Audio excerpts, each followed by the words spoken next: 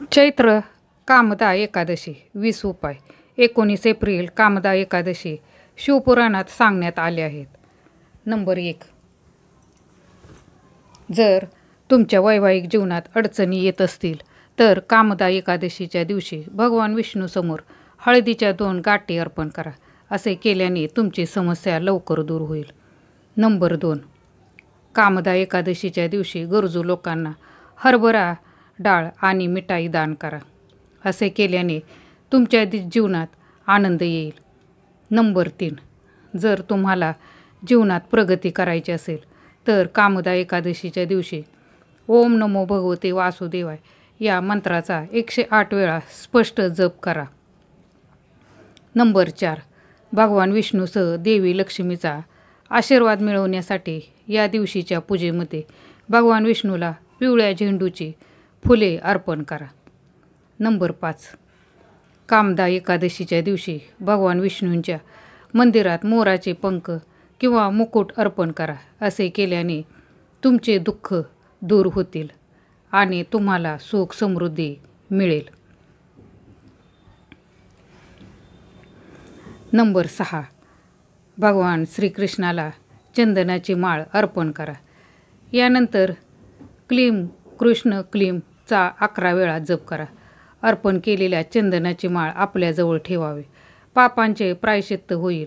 पापी प्रवृत्तीपासून मुक्ती मिळेल. तुमची कीर्ती वाढेल. नंबर 7. कामदा एकादशीच्या दिवशी भगवान विष्णूला तुळशीच्या 5 पानामध्ये हळद अर्पण करा आणि नंतर ओम भुरीदा भुरी देहिनो मा द्रम भुरिया भर भुरी गेदी नद्र दितस्सी ओम भुरीदा तयस्सी श्रुत पुरस्त्रा शूर व्रतहन या मंत्राचा जप करा. हा उपाय केल्या आर्थिक अडचणी दूर होते असं ज्योतिषशास्त्रात सांगण्यात आलेलं आहे. नंबर 8. श्रीहरी शनिदेव आणि सूर्यदेव यांच्या पूजेमध्ये तिळाचे विशेष महत्त्व आहे. त्यामुळे काळ्या तिळाचं दान करा. नंबर 9. शनिवारी कामदा एकादशीला वाहत्या पाण्यात मुठभर काळे तीळ अर्पण करा. नंबर 10. गंगेच्या पाण्यात पांढरे तीळ मिसळून भगवान विष्णूला अभिषेक करा. मग तीळ असलेल्या मिठाईत अर्पण करा. नंबर 11. दुधात काळे तीळ मिसळून पिंपळाच्या झाडाला अर्पण करा. असे केल्याने वाईट काळ दूर होतो. नंबर 12. आर्थिक अडचणीवर मात करण्यासाठी नवीन वर्षाच्या पहिल्या एकादशीपासून प्रत्येक एकादशीला गरिबांना अन्नदान करा. असं मानलं जातं की यामुळे पैशाशी संबंधित समस्या दूर होते. नंबर 13. जर तुम्ही सतत कर्जाच्या ओझ्याने दबले जात असाल तर पिंपळाच्या झाडाला 1 कलशभर पाणी अर्पण करा. तसेच पिंपळाच्या झाडाला 11 वेळा प्रदक्षिणा घालून धागा बांधावा आणि ओम नमो भगवते वासुदेवाय नमः हा मंत्र म्हणावा. याचा फायदा नक्कीच होईल. मित्रमैत्रिणींनो, चॅनलवर जर नवीन असाल तर चॅनलला नक्कीच लाईक शेअर आणि सबस्क्राईब जरूर करा. नंबर 14. व्यवसाय वाढवण्यासाठी आणि करिअरला नवी दिशा मिळवण्यासाठी पिंपळाचे पान घ्या आणि त्यावर कुंकवाऐवजी हळदीचे स्वास्तिक बनवा. ते पान एखाद्या मंदिरात झाडाच्या बुंदेशी ठेवून द्या. केळ्याचा नैवेद्य दाखवून गरजू व्यक्तीला केळीचे दान करा. नंबर 15. कष्ट करूनही व्यक्तीची आर्थिक स्थिती सुधारत नसेल तर एकादशीचा उपास करून भगवान विष्णूंची पूजा करावी. उपास शक्य नसेल तर विष्णू सहस्रनामाचे पठण करावे किंवा श्रवण करावे. नंबर 16. अपत्य प्राप्तीचे उपाय. पती पत्नीने मिळून भगवान श्रीकृष्णाला पिवळी फळे आणि पिवळी फुले अर्पण करावीत.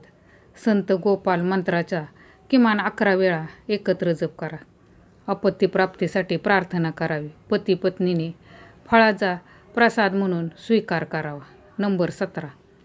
घरातील सदस्यामध्ये एखाद्या मुद्द्यावरून मतभेद होत असतील तर या दिवशी देवघरातील शंखामध्ये थोडे गंगाजल किंवा कलशातले साधे पाणी भरून भगवान विष्णूला अर्पण करावे. त्यानंतर भगवान विष्णूंची पूजा करावी. त्यानंतर हे पाणी घराच्या कानाकोपऱ्यात शिंपडावे. यामुळे ग्रहकलह मिटतात. नंबर 18, आर्थिक लाभासाठी उपाय. भगवान विष्णू म्हणजे श्रीकृष्णाला पिवळ्या फुलांची माळ अर्पण करा.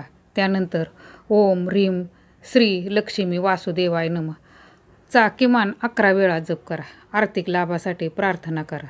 हा उपाय वर्षातून एकदा करा. नंबर 19, पापाच्या नाशासाठी करा हा उपाय.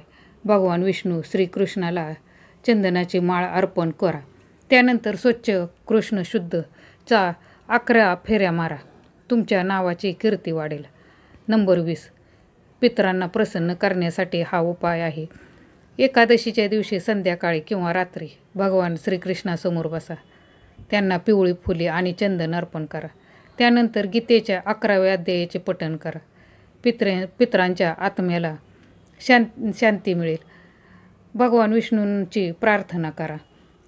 मित्रमैत्रिणींनो, हा व्हिडिओ नक्कीच आवडला असेल. आवडला तर लाईक, शेअर आणि सबस्क्राईब जरूर करा. धन्यवाद.